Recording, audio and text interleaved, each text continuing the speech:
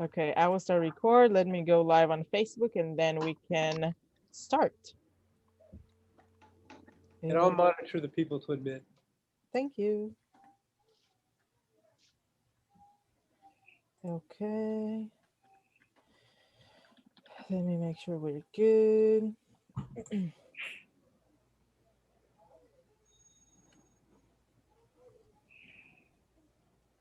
Preparing live stream and preview.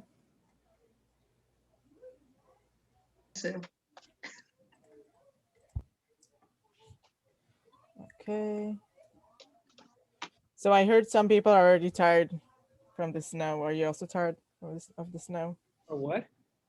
Tired of the snow, like too much snow. Or it's only some people. Yes, I'm tired of the snow. It's March. We sometimes get, we sometimes get snow in March. But I've had enough. I think my husband has had enough shoveling and snow blowing. Mm-hmm. I remember so excited with snow here in Jerusalem. And well, that's because it happens so rarely. Wow. We were snow. We were once in Jerusalem with snow, and it was interesting. How much snow was there? In Jerusalem, not much, but actually it was enough for people to do some to Big play with snow. Yeah, to throw on one another. The kids were playing, so enough, but for one day, the next day was already everything. yeah. That's it. If you go to the north near Helmon, you can still see some parts with a little bit of snow here and there. Can. But the funny thing for me here that last year people told me, oh, we had a light winter. It was not a real winter. And I was like, oh my God, I'm cold. What are you talking about? So we had to show you. Thank you. So this year it's like we went to the other extreme and it's like snowing so much and the degrees are so low. Like I will say in Celsius, we had like -9, -7. And I'm like, I don't know exactly. Giselle understand me. Giselle, she was like, what are you talking about? How can you survive? Yeah, that's what I... Joel, it's nice to almost see you. Almost. Okay, I think we're ready to start. Okay, nice. So, okay. Yeah. So let me first, excuse me, but I'm going to mute everyone. It's not personal. Okay, so shalom everyone. Glad you can join us. Today we're hosting Giselle from Hava Adam. Hava Adam is an ecological educational farm that deals with environmental and social education. Their purpose is to raise awareness to the deep connection between humans and our environment, but educating and demonstrating the sustainable lifestyle. Sorry, it's a hard word. So as I said, we meet Giselle, and moving on, we will also meet Lila and Ella to learn about sustainability life on the farm, simple tips for implementation in every home, and to hear about the Eco-Israel program.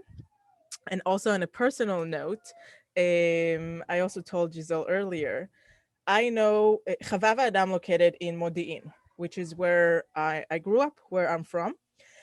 And I have a personal connection to that place because when I was in elementary school in like second or third grade, we had a program with Hava Adam and we had like ecological like area in school.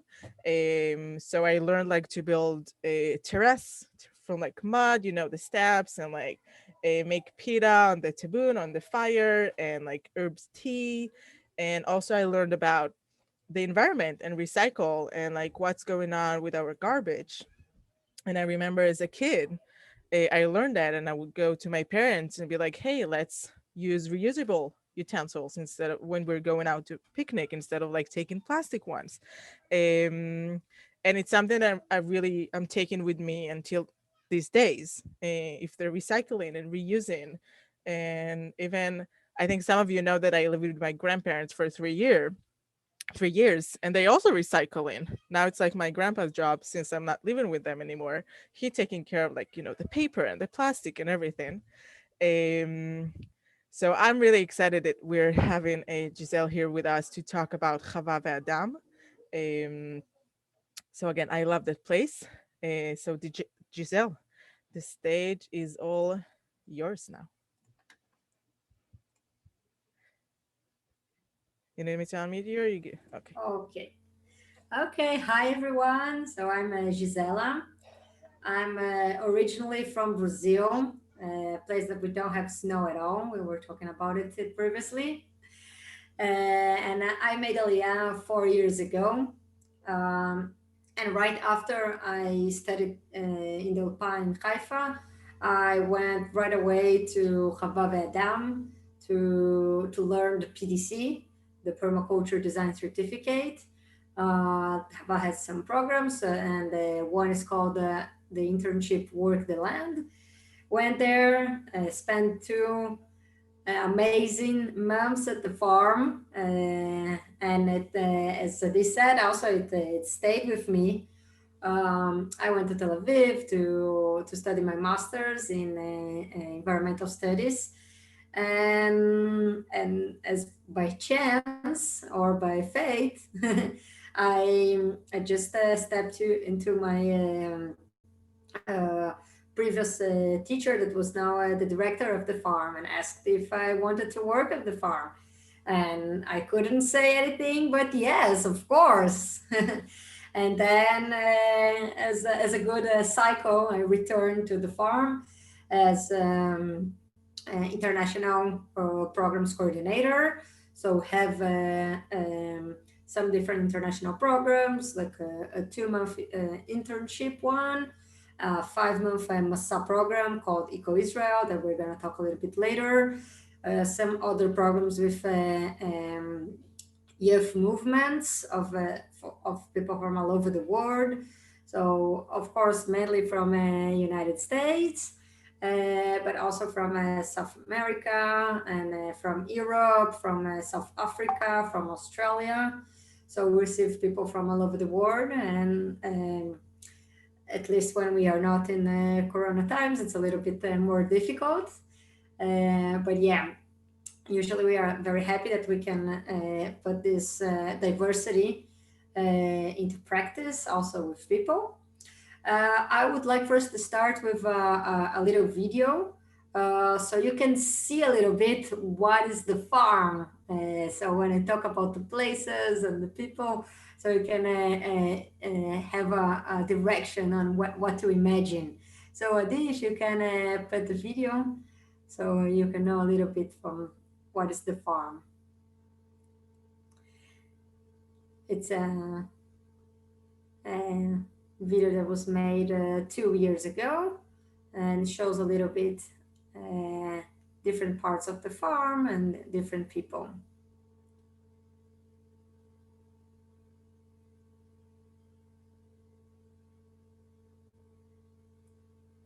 Does everyone see my screen? Can you see the video? Yes. Yeah. I think you can play. Okay, let me just share sound. Yeah.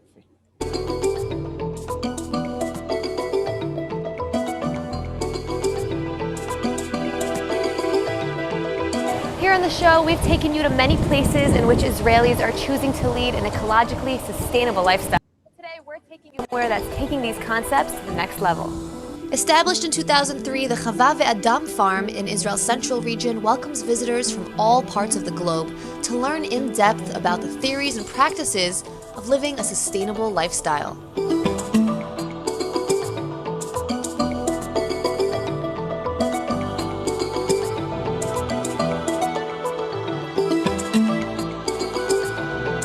Living harmoniously as a sustainable community, volunteers in the program participate in many different activities.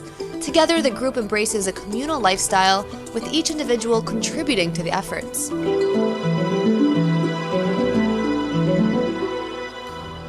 I would say that the main goal is to create growth for plants, for kids, for employees, for groups, but to create a different kind of growth, a growth with balance. In order to bring that balance, you need to learn technical tools. The program is big on hands-on field work and functioning in ways that ensure absolutely nothing goes to waste. We try to recycle and reuse everything that we have at the farm. So when something comes in a plastic wrapper, we put the plastic wrappers in here and we put them in eco bricks. We stuff it completely with plastic and we push it down with a stick until it's very, very tight and full, and then it's very strong. And we use them for building material. So we stack them, we make a bench of it, or we use it as material inside of a mud building. So what kind of things here around the farm have you built from these plastic bottles? So we have built benches. We've also used them in the ceiling or in the walls of some of the mud buildings that we have here. Right now we have students learning about mud building. It's going on right now, so we can go and check it out if you want. Yes, let's do it.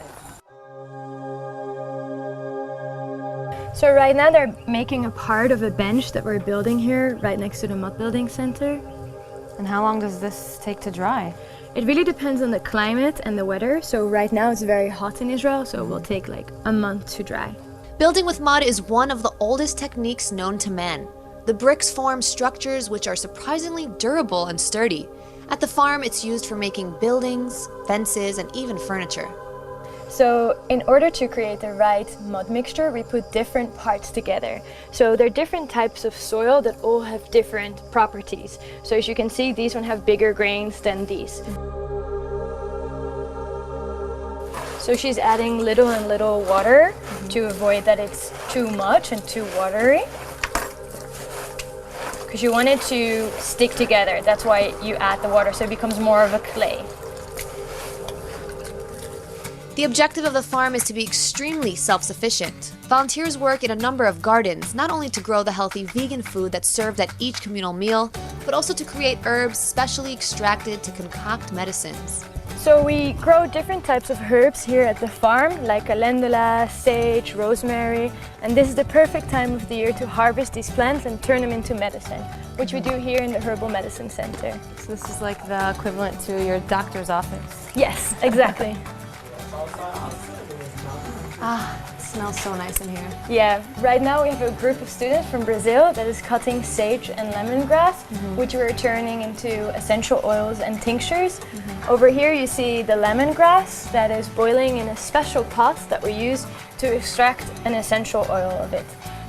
So you guys grow the herbs here, you pick the herbs, you dry them and use them for different purposes. Yes, exactly. And how do they teach each other how to do this? So we have heads of every department. So we have someone responsible for herbal medicine, and she's a herbal medicine teacher. All of the soaps, creams, and other useful products are sourced from 100% natural material. And it doesn't stop there. A whopping 70% of what is eaten at mealtime is grown right here on the farm, yielding a nutrient-rich, plant-based vegan diet. We have 3 plots, this one up here, there's one up there and another one over there. It's about a 1/4 acre, and it's all organic farming, and yeah, we grow quite a lot of food on a small piece of land. We grow seasonal veggies, so this is parsley. Next to it we've got leek, and then there's some green onion, eggplants, we've got tomatoes up there. The farm is visited by 15,000 people annually, from the age of 3 to adults, and from just a couple of hours to months, sleeping in tents on the farm. And while some of the volunteers come with backgrounds in sustainability, others arrive as total beginners. We usually wake up at 5 a.m. and we go to our job of the day. It depends, it can be mud building, it can be construction, we can work in the fields with herbal medicine. It's pretty different from our lives in Brazil and probably life of everyone who lives in a city. It's not used to organic eating. Now after a year I feel much more connected to the idea, and I know how to do practical things to manifest that now. So that's a really nice thing for me. Sustainability is not that different from the way most of people live in cities today. It's just a bit of tuning and emphasis what you want to emphasize in your life, and ask the right questions, and with the help of organization like ours, you can actually make a change, and a comfortable one in your life.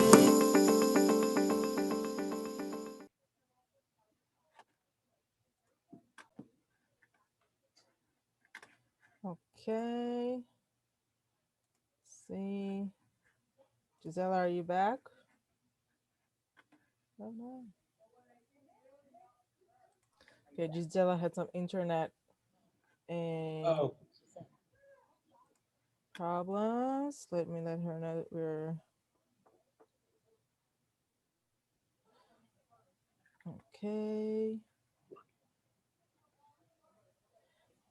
Okay, for now I can tell you that I really watching the video really made me miss the farm, and like I like remember different stuff that I did when I was there. Like they had a like day camp at the farm. And when I was, I think it was 11th grade. No, I'm sorry, 6th grade. I volunteered there at the farm with to be with the kids. And one thing I remember that I learned there that I really want to try and realize how to do it again is to knit with plastic bags, like plastic bags like we buy, well, like we get in the grocery store. I remember they taught us at camp how to knit with that, like with your hands, no, using any other tool, and then you can create your own bag or your own basket. And it's really nice. There's like there's a name for it, but I was in 6th grade. I really don't remember. Unless any of you know what I'm talking about. Miriam? I was typing in the chat. A group in Lancaster City used grocery store bags, and they called it plarning, using plastic yarn. They were plarning. And they made mats, and they were shipped down to the US-Mexico border for refugees to have something to sleep on. Oh, wow. They turned out really heavy, which was unexpected. Yeah. It's interesting. It's really amazing what things we can do that we didn't even thought about it before. And one other thing I remember is like... Hi, I hope that you liked the video. Oh, Gisela, you're A little back. fun internet here, I guess. Wait, we can't see you.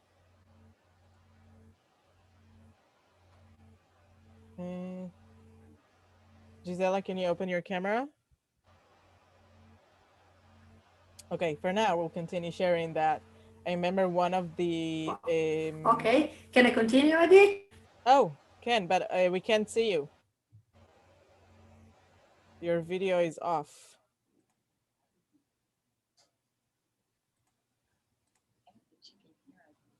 Gisela, can you hear me?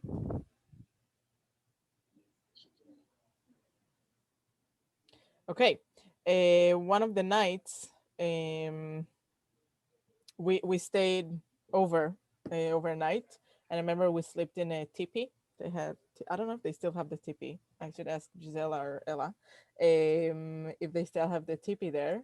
But we stayed overnight, and I remember we like walked around in complete dark, and we like looked at the stars, and like, they taught us think about the stars and like the North Star.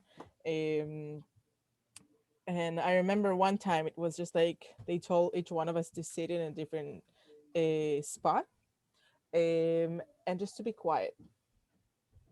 And it's something that like on our day life, and I think especially as kids, you don't really experience something like that. So to experience something like that as a kid, to like sit in the dark in complete silence, like I still remember that because it was really an amazing experience. Okay, so Gisela have some internet problems, but we have Ella here with us. Ella and Lila, right? You can unmute yourself. Hi. Hi. How's it going? Shalom, shalom. So we said a little bit, I said before that you will be joining us. You did a Eco Israel program, right? Yeah. So if you can share with us a little bit about the program, what made you, go to Hava Adam, what you learned there. Okay, I think we can continue, Adi. Hi, Gisela, can you turn on your camera? Okay. Okay, let's see if Ella and Lila, I think you can go ahead for it. Okay. Hi, everyone. I'm Lila. I'm Ella. We just finished the Eco 25 program about a month ago, and we're actually staying on for Eco 26 as team leaders. So to help facilitate the next program, I can start with why I chose to do this program.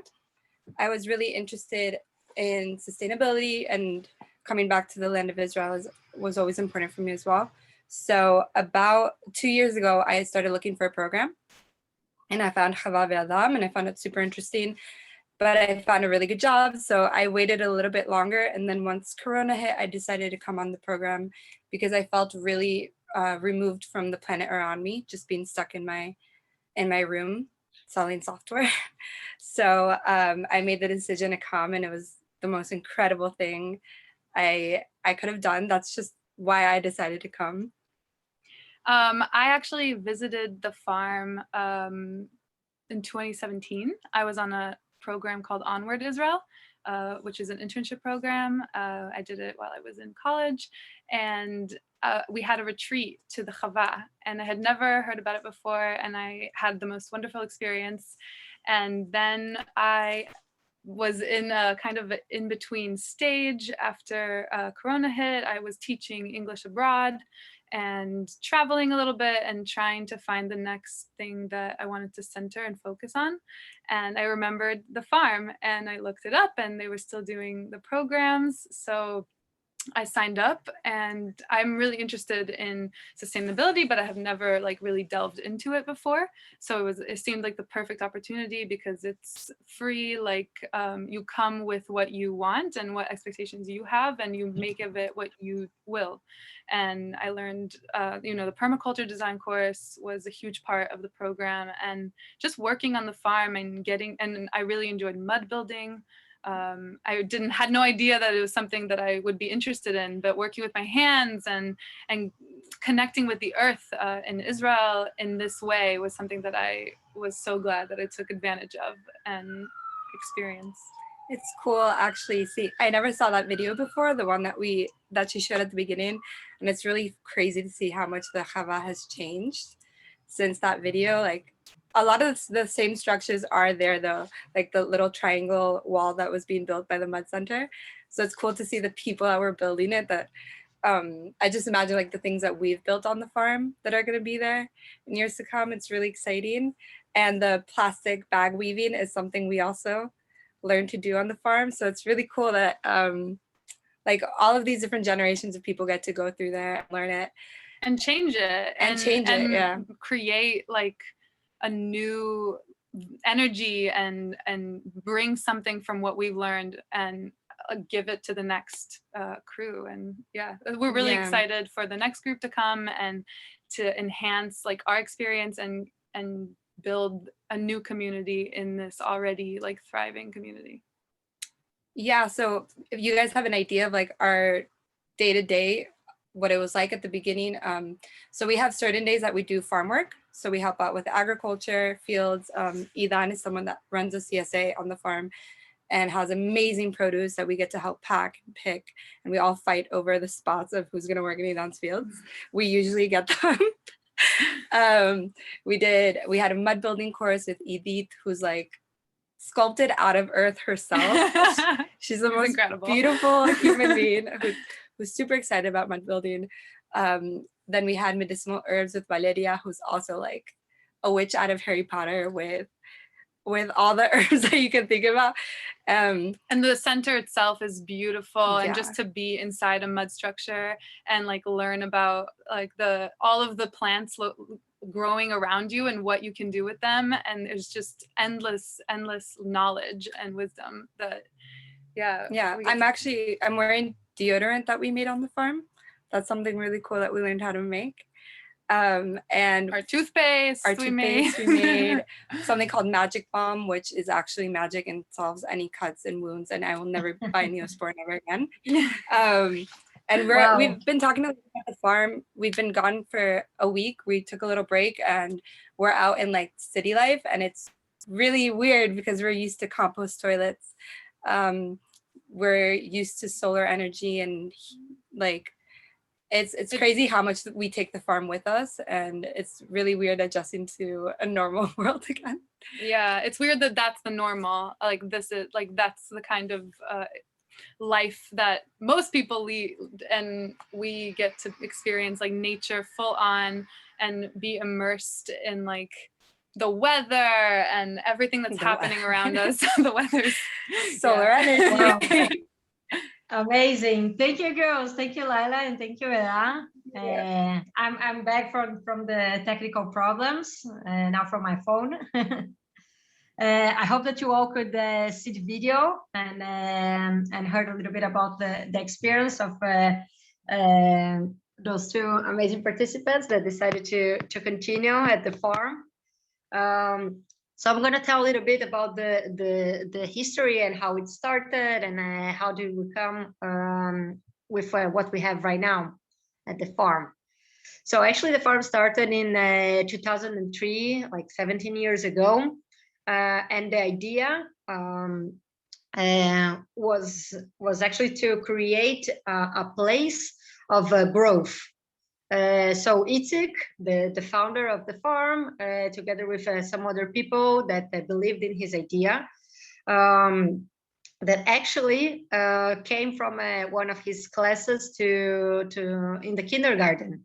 So he was teaching 5-year-old kids, and he was making a space of growth and giving them the space to grow mentally, physically, and going outside with contact in nature. And one kid just asked, okay, why do adults don't have this space as well? And then he said, you know what? You are totally right. And then he went for it and built this amazing space for adults to grow as well. So in the 17 years, the farm has hosted a lot of different people in different programs. So we work with kindergartens, we work with schools. So kindergartens that come to us, or we go to them, or schools that come to us, or we create a little farm in the school so they can have this space for them as well there. We work with the municipality of Modi'in. So as Adi was talking about her childhood, and that she remembers of the recycling places, so we still work with them. We have some permacultural projects around. Also people that come to visit the farm.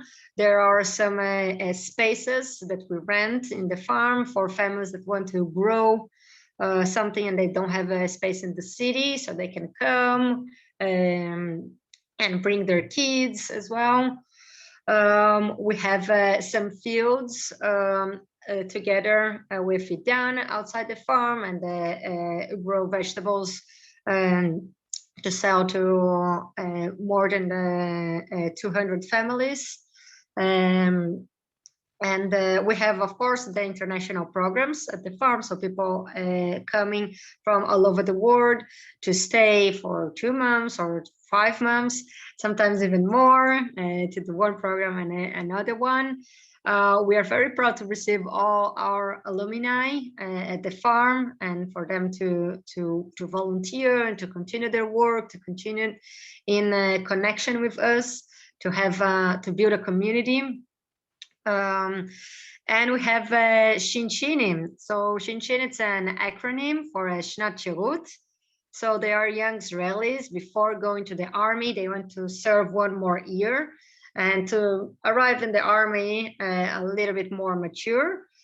So they live in a comuna, so they live together in the farm and work for 1 year. And sometimes they even stay more as a Shirut Leumi, which is instead of the army. So people all over Israel also look for other options, how to serve the state, even if they cannot serve in the army. So we have this big community that we call Bnei Hava, so they are the sons of the farm. and we have some reunions. So one week ago, for example, there was this big reunion of people that were and worked in the farm, and it's very beautiful to see when they come back to this place, and all the memories, even if things are different, things are the same, they feel like there is a change, but even in the change, there is something that stays. So about the spaces that we have there. So as you could see in the video, so we have this part that we have the big kitchen in the middle, that it's a place that receive a lot of people. It's a very central place for us.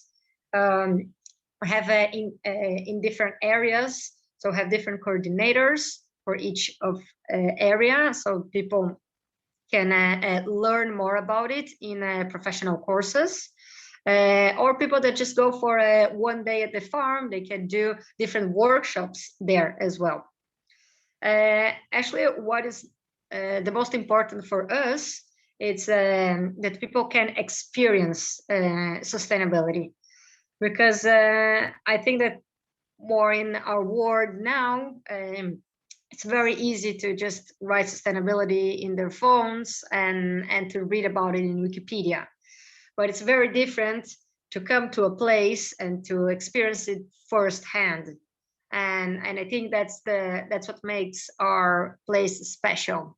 And that's what makes the connection between people and nature, and the connection that people have together with this community, and to enhance this self-development that it's important for us, this space of growth.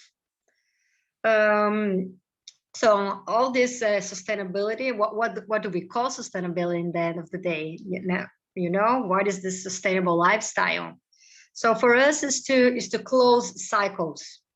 So for example, we have the water cycle. So the water that it's used in our main kitchen goes through a 3-phase gray water system, ends up in a pond that was created to give a new ecosystem to the place, calls for biodiversity. So biodiversity is one of the basic strands of a permaculture of sustainability. And if you pass there by night, you can hear the party of frogs going there. They're going crazy.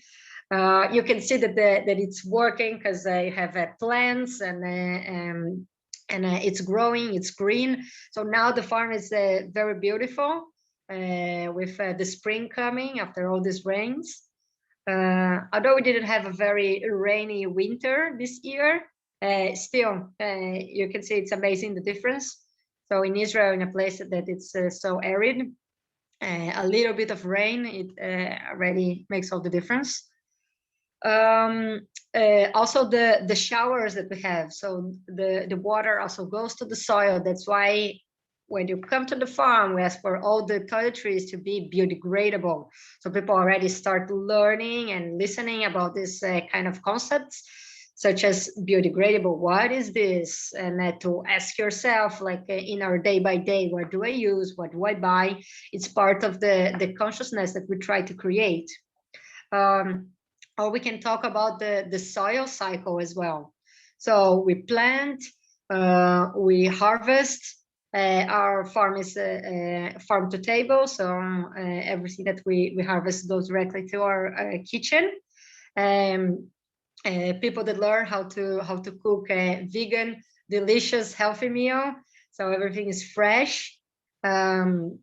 We eat it together. So have our rukuku, which is a call, imitating a little bit of the birds that we have, the local birds that we have there. Everyone meets up together for lunch. We have a moment of silence that is very important for us. Because it's actually one of the principles that we have in permaculture, that is to be present, to observe before interacting. So to make ourselves present and not to jump on the food, we think to something and then we eat together. And after, we are not connected to the sewage, so all our toilets are compost toilets that in about 2-3 months, they are ready to go back to the soil, and they are rich fertilizers. So we try to make as much as we can everything local. So instead of bringing fertilizers from outside the farm, so to use this organic material that we have there from the toilets, and of course from the kitchen as well. So it's also something that the people that are in the farm can feel it in their day by day. For me, after I started composting, it's very difficult to throw anything that is organic in something that is not going to compost. So when I'm not at home or at work, when I'm traveling or in a friend's house and it's someone that doesn't separate, I feel a little bit lost. I feel like I'm doing something wrong here. So it's also something that starts, and when you get it, it's hard to do different. When you know the truth, when you know the how it can be correct, it's hard to just close your eyes to it. And it's also right for other discussions that we have. So because our farm is vegan, so also people that or never heard about it or just heard a little bit about it, they just become more curious. So many people that come from countries that are traditionally eat a lot of meat, for example, Brazil or Mexico or some other countries, they start sometimes for the first time in their life asking themselves about their diets. So why is it like this? What do I actually need to understand their behavior in food as well? So again, to trying to raise this consciousness. And those are all changes that they can take to their own lives. So to ask myself, what kind of diet do I want? And what is good for me? It's also something that can I'm not saying that to change radically from eating meat 3 times a day to being vegan, but it can be a process, and it can be something that people can take with them. Okay, maybe I cannot be vegan, but I can eat a little bit less meat, or I can go and learn a little bit more about the meat industry. Where does it come from? To start asking questions. Sewage, do we know where does it goes? We just go to the toilet, flush it, and that's it. We don't ask questions. It's just part of our day by day. So the importance of experiencing and learning and actually living those systems, the compost system, gray water system. We take water from the rain and use it in our agriculture. So Israel is actually one of the leaders in the world in irrigation. So we use some of this expertise in our farm as well. And it's very important for us, although we do receive water for free, not to just spill it, because it's an important resource that we have, especially, of course, talking about Israel when we are in a desert condition. And what we have in the farm, it's also to think about the architecture.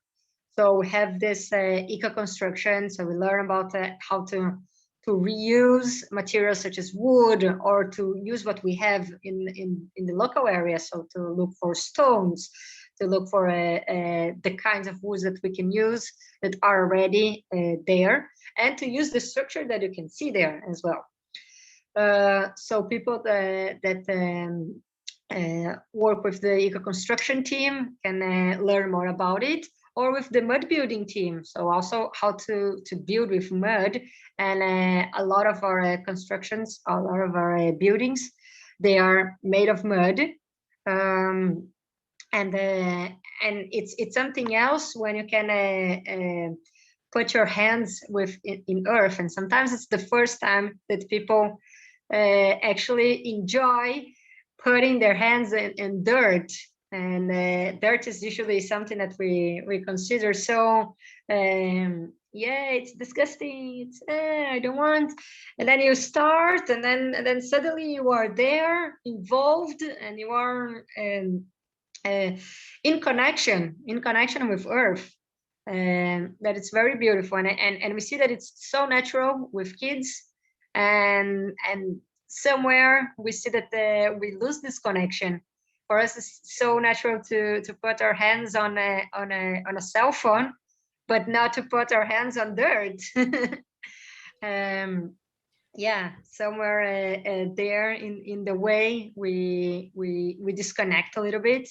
So it is a place for connection. Gisela, if I can ask, you're talking about that we really sometimes we're losing that connection. If you can give us some tips or tools, the things that we can do in our home when we don't live in Hava Adam farm.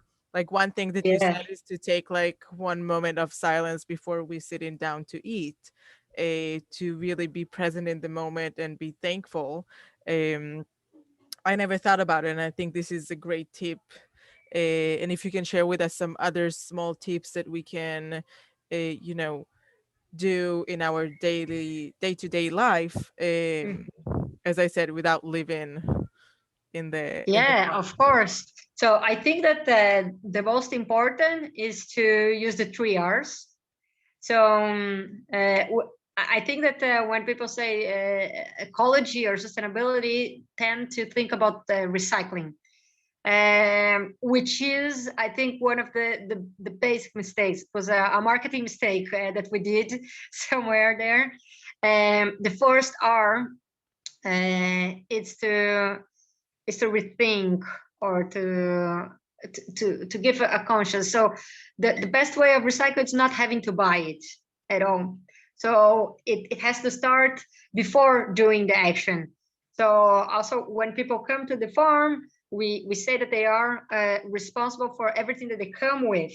So not only eating the Pringles, but also the package that it comes with. So what am I going to do with the package? Oh, I'm going to try to recycle it, or even to reuse it. Okay, reuse is good, but the first thing is to rethink. Do I really need to buy it?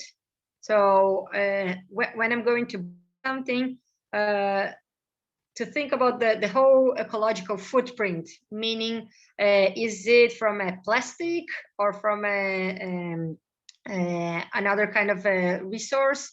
It is from paper, for example. If you have the same pasta that it's in a package of plastic and in a package of paper, it is a lot of difference to look at it when you choose. It's a kind of a consciousness on buying things. So first, trying to reduce, so to reduce the waste that we have, and it starts before buying things. So really to think and to come with this consciousness when you are in the supermarket, or when you are online buying, or all the kinds of different consumerism that we have today. So this would be the first, and that's the first R. That's important, that is in this order. So first to reduce, then we talk about reuse. So instead of buying something new, maybe we can use something that we have and be creative. It is part of sustainability. So we buy so much plastic, and we don't actually have all this need for it. So plastic can be really, really important for some very specific things, but cannot be a solution for everything. We know that it cannot, and we cannot continue on this path. And also it's we can see the difference when you touch when kids are playing with wood and when kids are playing with plastic. It's you can see the difference. So to reduce, to reuse while we can, and then in the end, yes, to recycle when we don't have any other way. So not to think of okay, I can buy it because I can recycle, but first of all, okay, how can I reduce? How can I just reduce my ecological footprint?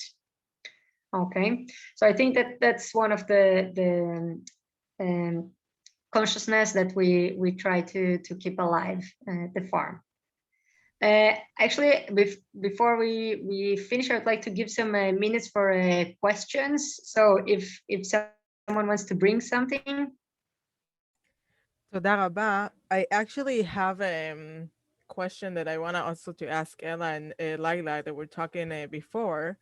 I wanted to ask you, let me just put you on spotlight as well. If your connection to Israel has changed since you been working at the farm. Is it something that had an impact on your relationship with Israel? So I would say definitely. I visited Israel 8 years ago when I did Birthright, but it was a very quick trip, and the Hava, like Gisela keeps talking about putting your hands in the mud, and I think that's something that really, like, I can really resonate with. Obviously, the energy of Israel is something else, and when you ask that question, I just think about like the most incredible, one of the best moments I've had on the Hava was the farm is right next to the Maccabi Hills. So we did our Hanukkah celebration. We actually hid in a cave that we didn't hide in a cave. We did our celebration in a cave where the Maccabis used to hide. We made like Hanukkah. Someone brought a Hanukkah that was made like the old fashioned way with like olive oil and like cotton. And we sang, what's it called? Nigunim. And it was really incredible. It was just an incredible experience to just be in this place that has so much like importance in our history. So, and it's right there in the Hava. Yeah. I grew up in Israel. Like I was born here and I left when I was about 7. And so every time I come back, you know, whatever the reason, if it's on a program, if it's for family, like I see a different side. And there's so many, it's such a rich history and a country with so many different perspectives to take in. And being on the Hava is definitely has changed my connection. I just feel like so amazed at the history, like being so close to like these hills. We actually were we went on a tour with one of the people at the Hava who is in charge of like the building, and he's like a staple. And he took us, so just a few of us in the hills, and we did an archaeological tour, seeing the layers of this country and understanding that we're part of it, and we're contributing to something that's really important in Israel right now. It's like really the moment for this, and we feel like we're a part of it, and I feel so lucky. Yeah, really. תודה רבה. It sounds really, really interesting. And as Gisela said, it's great time for questions. It can be for Gisela, Ella, or Laila. You're welcome to unmute yourself and ask anything.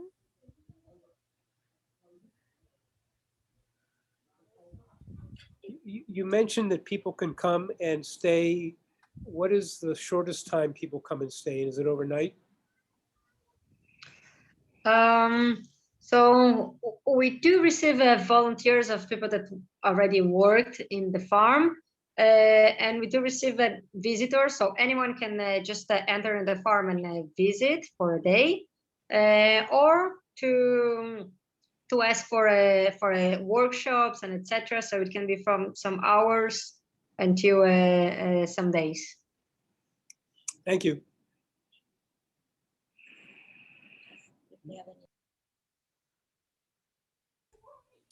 Any other questions? I do. Speak loud. I was interested when you talked about programs. Do you have any grandchild programs? Having grandchildren, I'd love to. I would have asked that, but it's. Wow, that's very interesting.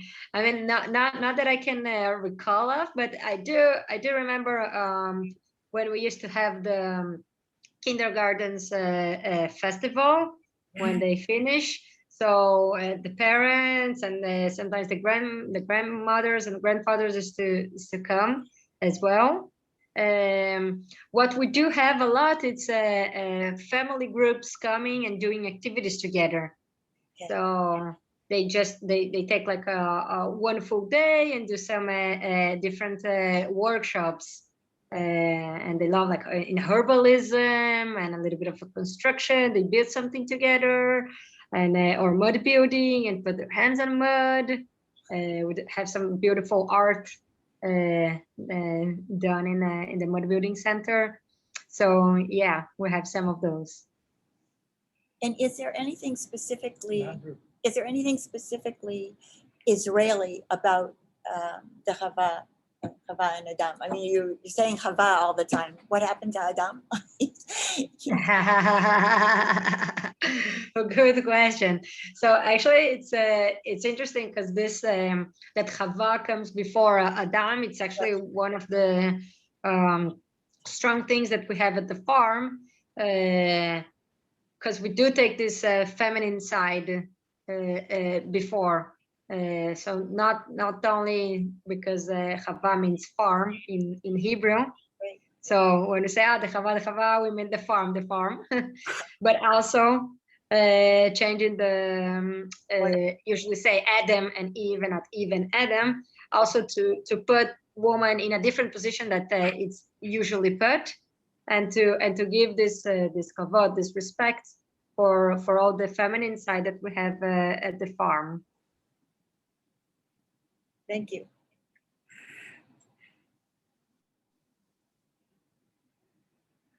Okay. Hi. Yeah.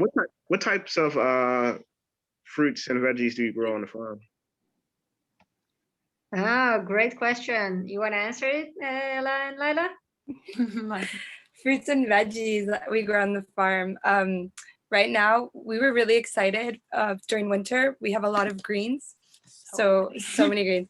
The coolest thing, so we grow like kale, bok choy, lettuce, mustard greens, arugula. But the really cool thing is the weeds. Broccoli, cauliflower. Yeah, but the really cool thing that I think is interesting is that we eat all the weeds that are growing around us too.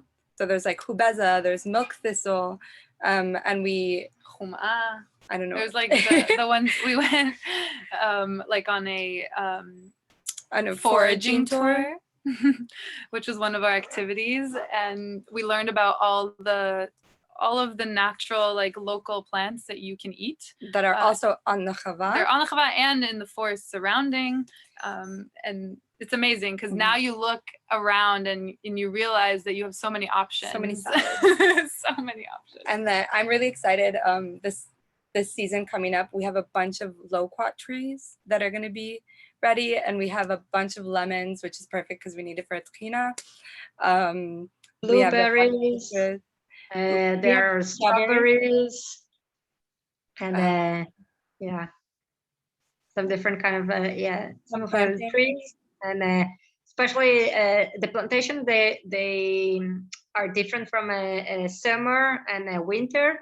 We follow the season. So for now, as they said, they are more green, and then they're coming to a spring season. It's going to change a little bit, and then I have things more like onion and garlic, and we have some potatoes as well on the farm, and other kinds of roots that we have more coming to carrots.